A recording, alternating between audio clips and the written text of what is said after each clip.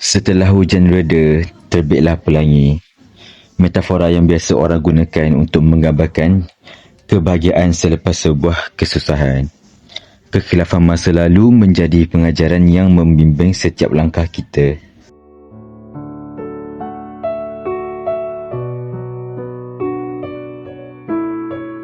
Pada akhirnya, kebahagiaan menanti setiap jiwa. Mika sekarang ni dah jadi seorang suami dan ayah yang bertanggungjawab. Dan sudah selama biarlah jadi iktibar, jadi pengajaran untuk dia terus melangkah. Azura pula sekarang, dia kembali menyatukan keluarga yang retak. Slow-slow dia bantu Mika. Bersama-sama diorang bangkit dari kejatuhan, memberi harapan yang baru.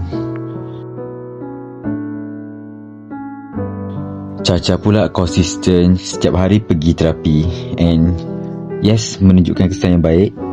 Proses penyembuhan dia sedang berjalan perlahan tapi insya-Allah pasti.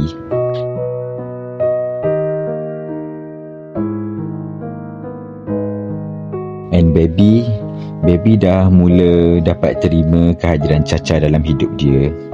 Untuk mereka yang telah dipanggil ilahi, haruslah kita belajar untuk lepaskan dan orang kata mulakan hidup baru. Bubu sekarang tak terikat dengan keputusan kembarnya semata-mata je. Dia belajar untuk berfikir dengan sendiri. Dia juga berusaha menerima dan memaafkan kesalahan masa lalu ibunya. So, dapatlah diorang bersama-sama membuka ruang untuk kedamaian dalam hati.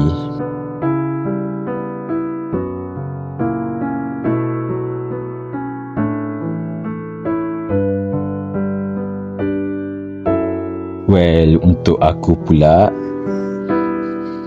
akulah suara yang bercakap ni, suara naratif ni. Aku watak sampingan je, figura dalam kisah orang lain. Tapi kali ini aku akan memulakan kisah aku sendiri. Okey, sejujurnya lah kan, lepas semua yang dah terjadi, segala konflik yang terjadi, aku sedar yang cinta sejenis ni tak menjanjikan kebahagiaan yang aku cari.